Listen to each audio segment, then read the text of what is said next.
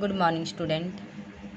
Class 11th 12th थी, दोनों classes के लिए बेटा हमारी अभिव्यक्ति माध्यम के MCQ क्वेश्चन जो दोनों के अंदर आते हैं 29 तक हमने कर चुके थे। 13 है हमारा 13। संपादकीय क्या है? कि वह लेख है जिसमें किसी मुद्दे के प्रति हमारी समाचार पत्र की अपनी राय प्रकट करनी होती है। कोई भी लेख, कोई भी मुद्दा आदि जो होते हैं उसमें समाचार पत्र वगैरह आदि जब लिखे जाते हैं उसमें जब हम अपनी राय बताते हैं, अपनी राय को प्रकट करते हैं तो उसमें उसे क्या कहा जाता है? उसे संपादकीय कहा जाता है। अगला कि विशेष लेखन क्या है? किसी विशेष विषय का सामान्य लेखन से डटकर लिखा गया कार्य लेख ही विशेष लेखन कहलाता है। किसी भी विषय पर हम कोई भी लेख लिखते हैं, ठीक है, किसी विषय पर लिखा गया लेख ही हमारा विशेष लेखन कहलाता है। कि कोई हमारी महत्वपूर्ण कहानी है, निबंध है, घटना है, नाटक आदि किसी पर भी हम कोई भी अपना निबंध लिख सकते हैं जिसमें हमारी अपनी महत्वपूर्ण कुछ बातें लिखी जाती हैं, उसे हम विशेष लेखन कहते हैं। बिट रिपोर्टिंग क्या होती है? कि जिसमें संवाददाता केवल अपने क्षेत्र से संबंधित जो घटनाएं होती हैं उनको भेजता है। बिट रिपोर्टिंग क्या होता है? कि जो अपने क्षेत्र में जो घटित घटनाएं होती हैं, केवल अपने क्षेत्र में घटित घटनाओं की जानकारी ही की रिपोर्ट जो भेजता है, उसके बारे में जो बताता है, केवल वही हमारा बिट रिपोर्टिंग कहलाता है। एक तो गांव हर जगह पर कौन कौन सी घटनाएं कहाँ पर घटी है, क्या हुआ, एक सिर्फ केवल अपने क्षेत्र तक ही सीमित जो होता है उसके बारे में अपनी जानकारी प्राप्त बताता है, वही हमारा बिट रिपोर्टिंग कहलाता है। व्यापार कारोबार की रिपोर्टिंग की भाषा कैसी होनी चाहिए?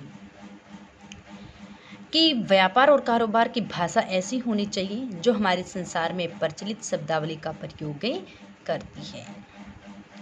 समाचार पत्रों में विशेष लेखन के क्षेत्र कौन कौन से हैं? कि समाचार पत्रों में विशेष लेख क्षेत्र जगत, खेल है, विज्ञान है, कृषि है, शिक्षा स्वास्थ्य है, मनोरंजन है, कानूनी अपराध है आदि सभी प्रकार के विशेष लेखन ही आते हैं।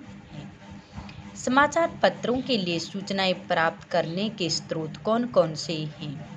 कि समाचार पत्रों से सूचनाएं प्राप्त करके विभिन्न स्रोत बताए गए हैं कि इसमें विभिन्न मंत्रालयों से संबंधित समितियों से, विभागों से संबंधित, इंटरनेट, व्यक्तिगत आदि से संबंधित जो जानकारियाँ प्राप्त की जाती हैं उसे हम क्या कहते हैं? समाचार पत्रों की सूचनाएं प्राप्त करने के स्रोत।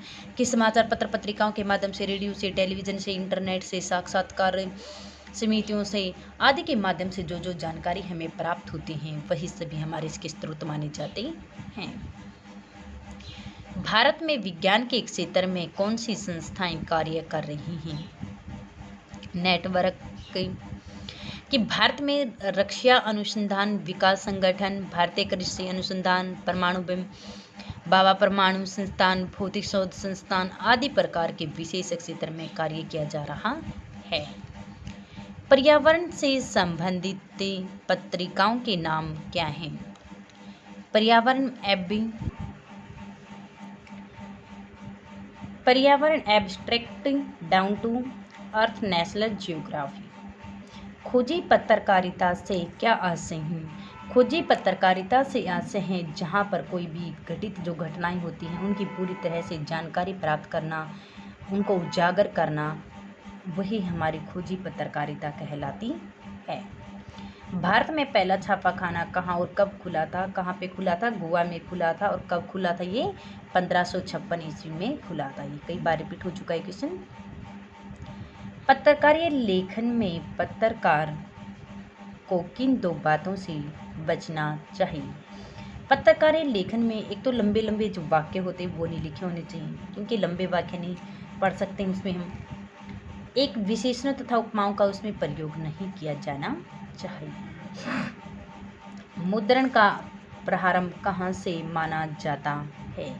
मुद्रण का प्रारंभ कहाँ माना जाता है? चीन में माना जाता है। सबसे पहले कहाँ पर हुआ था इसका प्रारंभ? चीन में ही हुआ था। वर्तमान छापे खाने के आविष्कार का श्रेय किसे जाता है? किसे किया था? जर्मनी के गुटेनबर्ग ने किया था इसका आविष्कार सबसे पहले। जनसंचार का मुद्रित माध्यम किन के लिए किसी काम का नहीं है? निरक्षरों के लिए ये किसी काम का भी नहीं है। साप्ताहिक पत्रिका सप्ताह में कितनी बार प्रकाशित होती है? सिर्फ एक बार ही प्रकाशित होती है। रेडियो में क्या सुविधा नहीं है? कि रेडियो तो क्या हो कि एक अखबार की तरह होता है जिसे पीछे लूटकर सुनने की सुविधा नहीं है। आजकल टेलीप्रिंटर का एक सेकंड में कितने शब्द भेजे जा सकते हैं? 26 यानी कि 70,000 शब्द भेजे जा सकते हैं। एक आता है हमारा निबंध लिखना, 6 नंबर में आता है हमारा कि आता है कि उसने कि झरोखे से बाहर पर टिप्पणी कीजिए।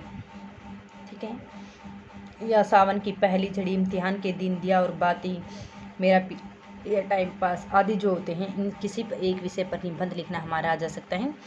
जैसे कि झरोखे से बाहर, कि झरोखा जो होता है वो क्या होता है कि भीतर से बाहर और बाहर से भीतर ले जाने वाला जो रास्ता होता है वही क्या होता है? झरोखा कहलाता है। बाहर से भीतर और भीतर से बाहर देखने का जो रास्ता कहा जाता है वही हमारा क्या होता है? झरोखा होता है।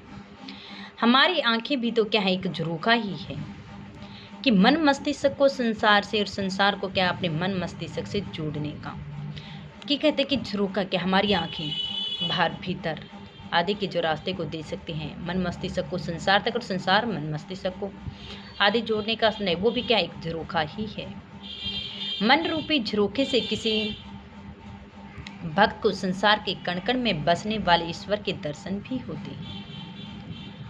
तो मन रूपी झरोखे से किसी डाकू, लुटेरे आदि को धनी सेठ, धन संपत्ति आदि सब कुछ भी क्या होते दिखाई देती है।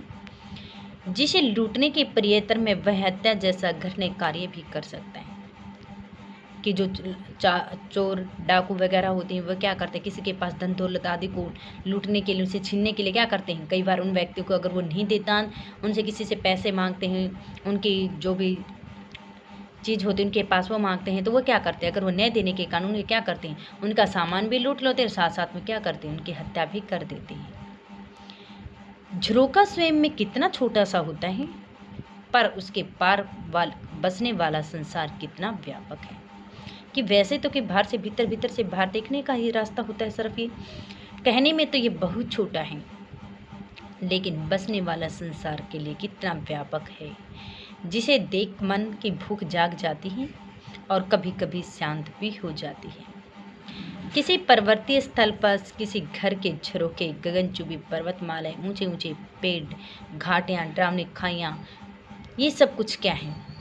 दूर दूर तक घास चरती भेड़ बकरियां, बांसुरी बजाते चरावाही, पीठ पर लंबे टोकरे बांधकर इधर उधर सुंदर पहाड़ी युवक युवतियां मन को मोह लेती हैं। वो सब कुछ क्या है? एक झरोखा ही है। राजस्थानी महलों के झरोखों से दूर दूर फैले रेत के टीले भी कुछ अलग रंग के ही दिखते हैं। गांव में झोपड़ों के झरोखों के बाहर यदि हरे भरे खेत लहलाते भी दिखाई देते हैं, तो कूड़े के ऊंचे ऊंचे ढेर भी नाक पर हाथ रखने को क्या करते हैं? मजबूर कर देती है। झरोखे कमरों को हवा ही नहीं देते, बल्कि भीतर से बाहर के दर्शन भी वो करा देते हैं। सजे संवरे दुल्हन झरोखे के पीछे छिपकर ही यदि अपने होने वाले पति की एक झलक पाने को उतावली रहती है, तो कोई भी रहनी अपनी नजरें छिपाए झरोखे पर ही आठों पहर क्या करते? टिकती रहती है। झलक पाने को वो क्या हमेशा उतावली रहती है, तो कोई भी रहनी उतावली रहती है। माँ अपने बेटे के आगमन का इंतजार करती रहती है, वो भी क्या है? झरोखे पर टिक कर ही करती है। वो भी क्या करती हैं? माँ भी जब अपने बेटे का आगमन यानी कि आने की प्रतीक्षा जब कर रही होती हैं, तो उसमें वे कभी बाहर कभी भीतर इधर उधर अपनी नज़रों को दौड़ाई देखती रहती है। वो भी क्या एक झरोखा ही है। झरोखे तो तरह तरह के होते हैं कि एक ही नहीं होता। झरोखे के पीछे बैठ प्रतीक्षारत आंखों में सदा एक भाव भी होता है, कुछ देखने का, कुछ पाने का। युद्ध भूमि में मोर्चे पर डटा जवान भी तो कोई खाई के झरोखे से बाहर छिप छिप कर झांकता रहता है। अपने शत्रु को गोली मारने और उन्हें उड़ाने के लिए क्या है? झरोखे तो छोटे बड़े ऐसे ही कई दर्शक होते रहते हैं, जो कभी कभी आत्मा तक को भी क्या करते? झकझोर देते हैं। कि झरोखे तो ऐसे भी होते हैं जो कभी कार क्या आते हैं, कुछ ऐसी घटनाएं घट जाती हैं हमारी आंखों देखते देखते ही उसमें क्या करते हैं, उसमें भी वह कहते हैं कई बार वे हमारी आत्मा तक को भी झंकोर देते हैं। वो भी क्या हमारा एक झरोका ही कहा जाता है। तो इस पर भी निबंध लिखना है हमें। 6 नंबर का क्वेश्चन आता है ये। साथ में हमारे 7वां 8वां जो लेसन इसके कर चुके हैं उसके क्वेश्चन आंसर भी।